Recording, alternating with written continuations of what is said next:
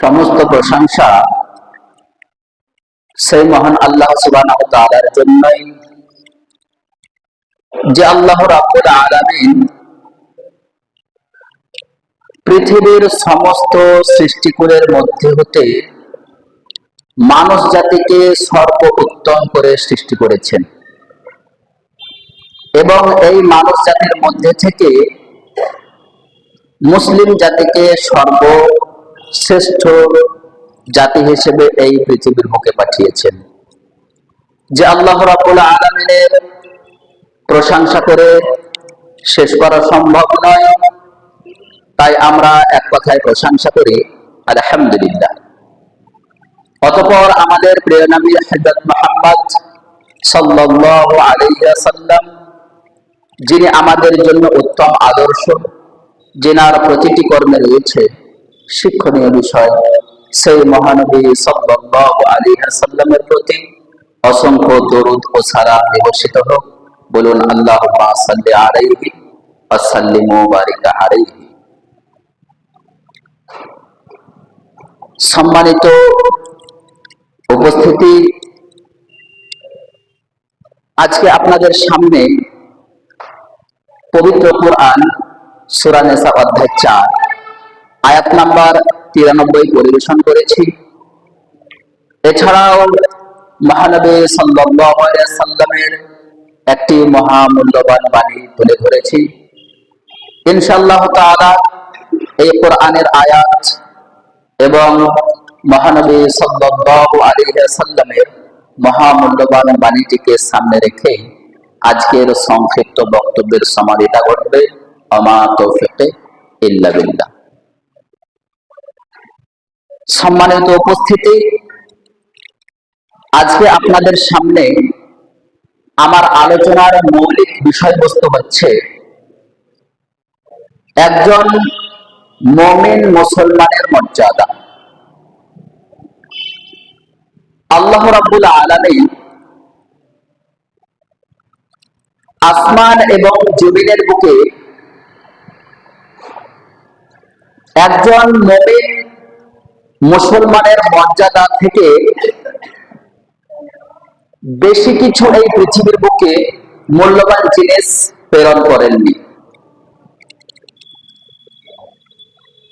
আমরা মুসলিম, আমরা মুমিন বলে দাবি করি, অথচ আমরা আমাদের মর্যাদাকে আজকে বুঝতে পারিনি। আমরা মুসলিম হিসেবে, আমরা একজন মুমিন হিসেবে আমাদের মর্যাদাকে বুঝতে না পারার কারণে আজকে আমরা আমাদের মূল্যায়ন করতে পারিনি, যার কারণে আজকে আমাদেরকে সমাজের কাছে, সমাজের মানুষের কাছে, সমাজের মানুষের চোখে আমাদেরকে ছোট করে দেখানো হয়। কিন্তু যদি আমরা প্রকৃতপক্ষে আমাদের মর্যাদাকে বুঝতে পারতাম, আমরা নিজেদের মূল্যায়ন নিজেরাই করতে পারতাম, তাহলে আল্লাহ সুবহানাহু ওয়া তাআলা যে ঘোষণা দিয়েছেন যে তোমরাই হচ্ছ সর্বোত্তম জাতি, তোমরাই সর্বশ্রেষ্ঠ জাতি, আজকে আমরা সমাজের মাঝে, সমাজের বুকে সেই শ্রেষ্ঠ জাতি হিসেবে পরিচিতি লাভ করতে পারতাম। আর এই মুসলিম সমাজের এমন একটি সময় গেছে, যে সময় আল্লাহ সুবহানাহু ওয়া তাআলা প্রকৃতপক্ষেই একজন যে মুসলিম সর্বশ্রেষ্ঠ, সর্বোত্তম তা দেখিয়ে দিয়ে গেছেন। আল্লাহ নবী সাল্লাল্লাহু আলাইহি ওয়াসাল্লামের যুগে আল্লাহ নবী সাল্লাল্লাহু আলাইহি ওয়াসাল্লামের সাহাবাদের কাজকর্ম, আমল কর্ম দিয়ে আমাদের দেখিয়ে দিয়ে গেছেন। একজন মুমিন মুসলমানের মর্যাদা কত রয়েছে, যে আল্লাহ রাব্বুল আলামিন আমাদের প্রিয় নবী হযরত মুহাম্মদ সাল্লাল্লাহু আলাইহি ওয়াসাল্লামের মাধ্যমে আমাদের জানিয়ে দিয়েছেন ইন্না দিমাআকুম ওয়া আমওয়ালাকুম ওয়া আ'রাদাকুম হারামুন আলাইকুম কাহুরমাতি ইয়াউমিকুম হাদা। মুহাম্মদ সাল্লাল্লাহু আলাইহি ওয়াসাল্লাম যখন কাবা শরীফের রেস্ট্রিক্টেড এরিয়াতে মুসলমানদের উদ্দেশ্যে খুতবা প্রদান করছিলেন, সেই সময় তিনি মুসলিম জাতিকে উদ্দেশ্য করে বলেন, একজন মুসলমানের রক্ত অপর মুসলমানের জন্য হারাম, একজন মুসলমানের ধন সম্পদ অন্য মুসলমানের জন্য হারাম, একজন মুসলমানের মান সম্মান মর্যাদা অপর মুসলমানের জন্য হারাম। অর্থাৎ কোন মুসলমান অন্যায়ভাবে অন্য কোন মুসলমানের রক্ত প্রবাহিত করতে পারে না, তাকে হত্যা করতে পারে না। একজন মুসলমান অপর কোন মুসলমানের অন্যায়ভাবে মাল আত্মসাৎ করতে পারে না। একজন মুসলমান অপর কোন মুসলমানের মান সম্মান ধোলাই মিশিয়ে দিতে পারে না, তার সম্মান হানি করতে পারে না। এভাবে আল্লাহ নবী সাল্লাল্লাহু আলাইহি সাল্লাম আমাদেরকে একজন মুসলমানের, একজন মুমিনের মর্যাদা বুঝিয়ে গেছেন। আর আজকে আমরা সেই মুসলমান হয়ে, মুসলমানের বিরুদ্ধে ষড়যন্ত্র করতে দূরে থাকি না। একজন মুসলমান আরেকজন মুসলমানের গীবত করা হতে দূরে থাকে না, একজন মুসলমান আরেকজন মুসলমানের ক্ষতি করা হতে দূরে থাকে না। অথচ আল্লাহ নবী সাল্লাল্লাহু আলাইহি সাল্লাম বলছেন, আল মুসলিমু মান সালিমাল মুসলিমুনা মিন লিসানিহি ওয়া ইয়াদিহি। প্রকৃত মুসলমান হচ্ছে সেই ব্যক্তি যার কথা এবং যার হাত হতে অপর মুসলমান নিরাপদ থাকে। অর্থাৎ একজন মুসলমান অপর মুসলমানের হাতের মাধ্যমে সে ক্ষতির সম্মুখীন হবে না, একজন মুসলমান অপর মুসলমানের কথার মাধ্যমে সে আঘাত পাবে না, সেই হচ্ছে প্রকৃত মুসলমান। একজন মুসলমান আরেকজন মুসলমানের জন্য তাই পছন্দ করবে যা নিজের জন্য পছন্দ করে। তাই আল্লাহ নবী সাল্লাল্লাহু আলাইহি সাল্লাম বলছেন, লা ইউমিনু আহাদুকুম হাত্তা ইউহিব্বা লিআখি মা ইউহিব্বু লিনাফসি। তোমাদের মধ্যে কেউ ততক্ষণ পর্যন্ত পূর্ণাঙ্গ মুমিন হতে পারবে না যতক্ষণ পর্যন্ত না সে নিজের জন্য যা পছন্দ করে তা অপর মুসলমান ভাইয়ের জন্য পছন্দ না করবে, ততক্ষণ পর্যন্ত কেউ পূর্ণাঙ্গ মুসলমান হতে পারবে না। সম্মানিত উপস্থিতি, আজকে আমরা সমাজের মধ্যে একজন মুমিন মুসলমান হয়ে বসবাস করি, দাবি করি, এরপরেও আমাদের প্রতিবেশী আমাদের ক্ষতি থেকে দূরে নেই।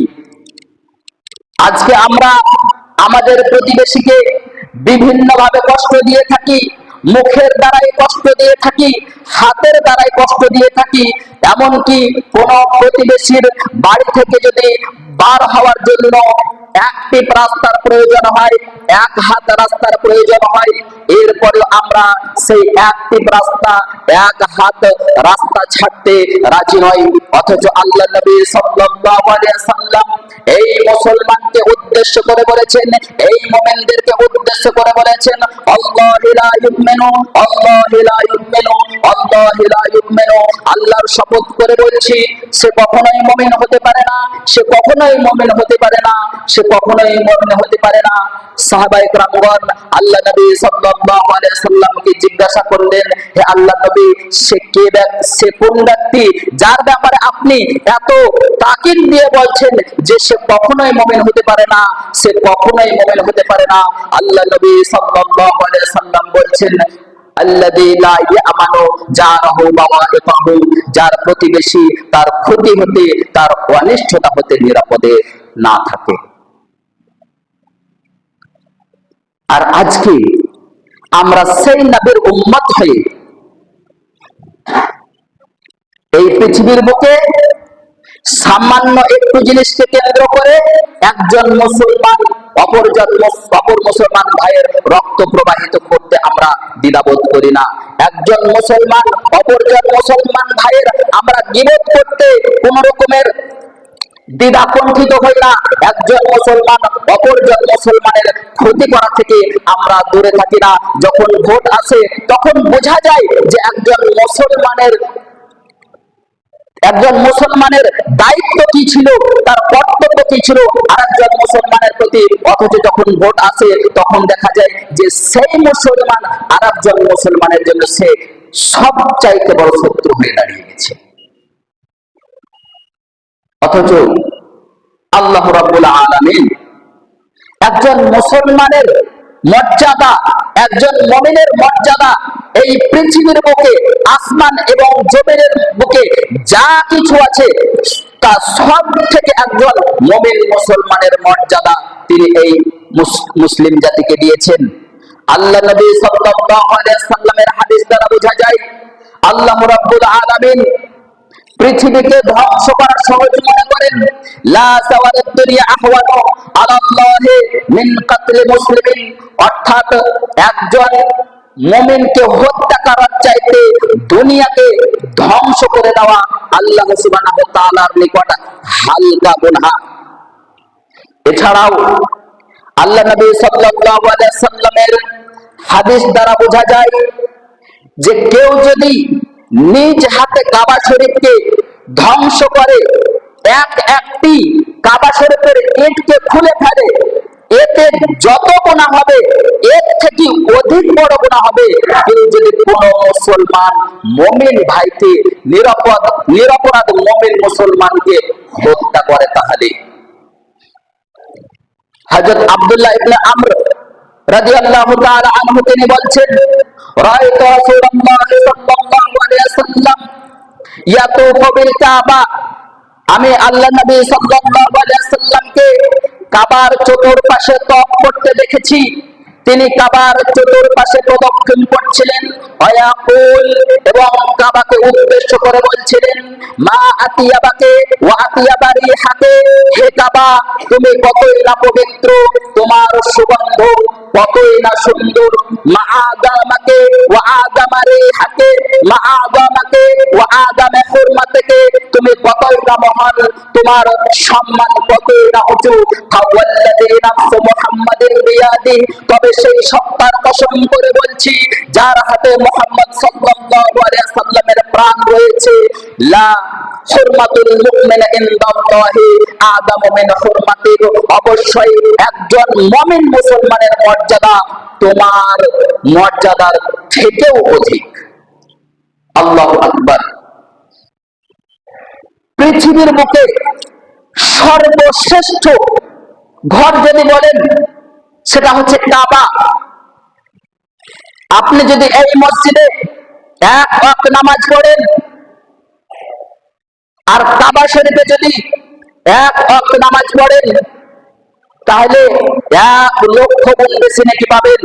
অর্থাৎ কাবা শরীফে এক ওয়াক্ত নামাজ পড়ে যে নেকি আপনি উপার্জন করতে পারবেন, এই মসজিদে আপনাকে 1,00,000 রাকাত নামাজ পড়তে হবে।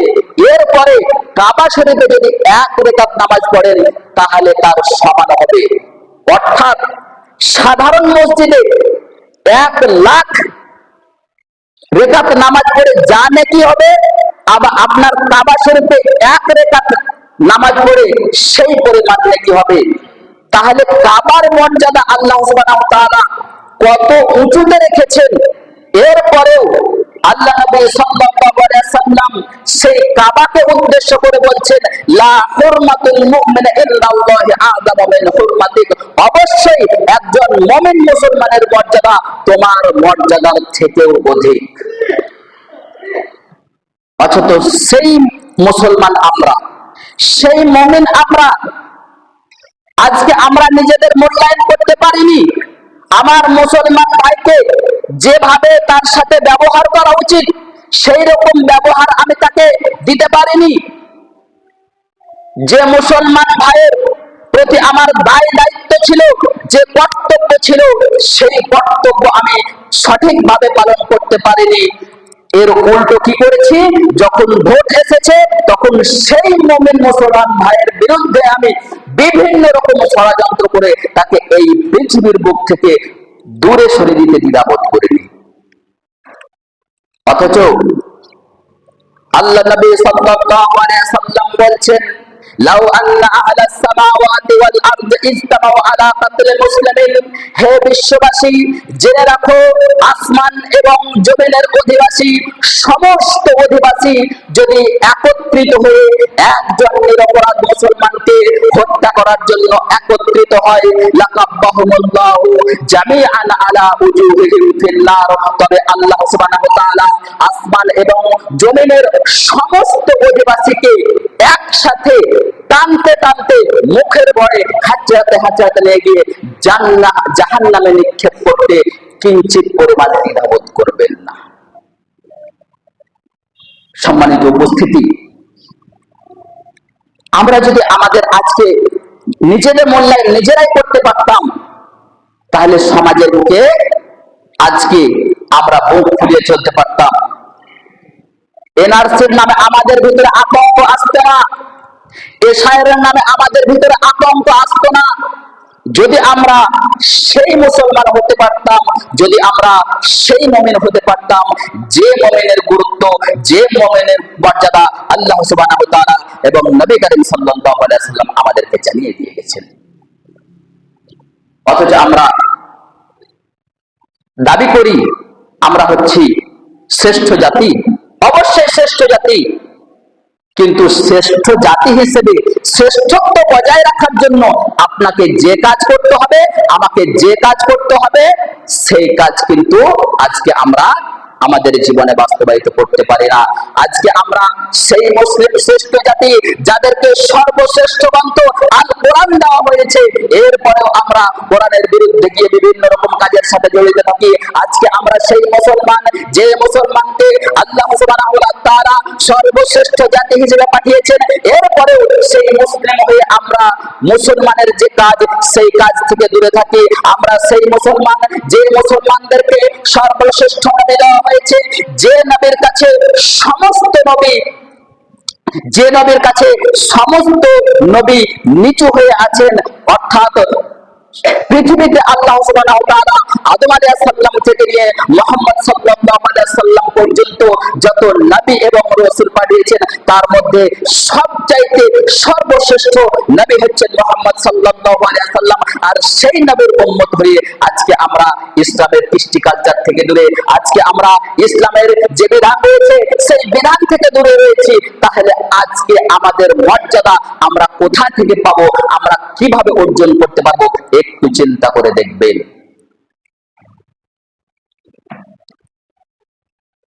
যে সমস্ত যুবক ভাইরা বিভিন্ন রকম পাপের সাথে জড়িত আছেন, কেউ মদের সাথে জড়িত আছেন, কেউ জুয়ার সাথে জড়িত আছেন, কেউ বা ব্যভিচারের সাথে জড়িত আছেন, এভাবে পৃথিবীর বুকে যে সমস্ত পাপ আছে সেই সমস্ত পাপগুলো যারা করে চলেন, তারা এই যারা 5 ওয়াক্ত নামাজ পড়তে আসে, যারা সিয়াম রাখে, যারা আল্লাহর বিধান অনুযায়ী চলে, তাদেরকে খুব তুচ্ছ মনে করে। অথচ যে ব্যক্তি এরকম মনোভাব মনে করেন, আপনি কার উপরে নির্ভর করে এই সমস্ত কাজ করতে পারছেন জানেন? একজন মুসলমানের উপর নির্ভর করে। আপনি যে গানের আড্ডায় মহড়া দিচ্ছেন, এটা কার উপরে নির্ভর করে জানেন? একজন মুসলমানের উপরে নির্ভর করে। আপনি যে জুয়ার আড্ডায় যাচ্ছেন, কার উপরে নির্ভর করে জানেন? একজন মুসলমানের উপর নির্ভর করে। আপনি যে তাসের আড্ডায় যাচ্ছেন, কার উপরে নির্ভর করে জানেন? একজন মুমিন মুসলমানের উপর নির্ভর করে। কারণ আল্লাহ নবী সাল্লাল্লাহু আলাইহি সাল্লাম বলেছেন, কিয়ামত ততদিন পর্যন্ত অনুষ্ঠিত হবে না, কিয়ামত ততক্ষণ পর্যন্ত সংগঠিত হবে না, যতক্ষণ পর্যন্ত এই পৃথিবীর বুকে এমনও একজন ব্যক্তি থাকবে যে আল্লাহকে স্মরণ করবে, যে আল্লাহর নাম উচ্চারণ করবে। অর্থাৎ এই পৃথিবীর বুকে যতদিন একজন মুমিন মুসলমান বেঁচে থাকবেন, ততদিন পর্যন্ত এই পৃথিবী আল্লাহ সুবহানাহু ওয়া তাআলা ধ্বংস করবেন না। আর যতদিন আল্লাহ সুবহানাহু ওয়া তাআলা এই পৃথিবী ধ্বংস না করছেন, ততদিন পর্যন্ত আপনি ওই মুসলমানের উপরে নির্ভর করে এই সমস্ত পাপগুলো করে চলেছেন। অথচ সেই মুমিন মুসলমানকে আপনি তুচ্ছ তাচ্ছিল্য মনে করছেন।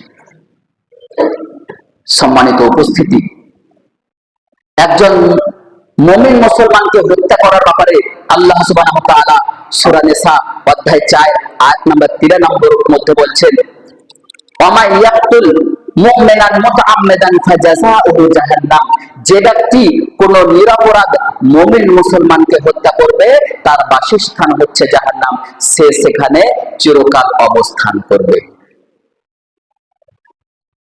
আমাদেরকে আমাদের মর্যাদা সম্পর্কে বুঝতে হবে এবং নিজেদের মধ্যেই আমাদের মূল্যায়ন করতে হবে।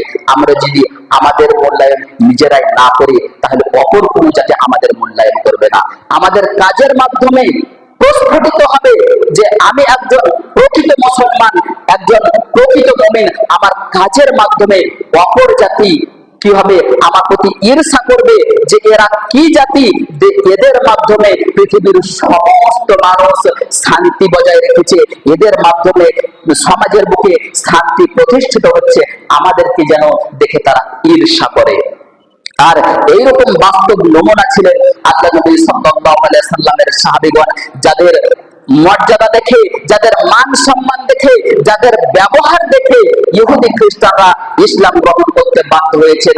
আজকেও যদি আমরা আমাদের জীবনে প্রকৃত ইসলামকে বাস্তবায়িত করতে পারি, আজকেও যদি আমরা আমাদের জীবনে প্রকৃত ইসলামের বিধানকে কায়েম করতে পারি, তাহলে আজকেও আমরা সেই যেরকম সাহাবায়ে কেরামগণ ছিলেন সেরকম আজকে আমরা এই জমিনের উপরে সম্মান পাবো, আমাদের মর্যাদা বৃদ্ধি পাবে এবং আমাদের ব্যবহার দেখে অপর জাতিরা আমাদের এই ইসলামের ছায়াতলে আসবে।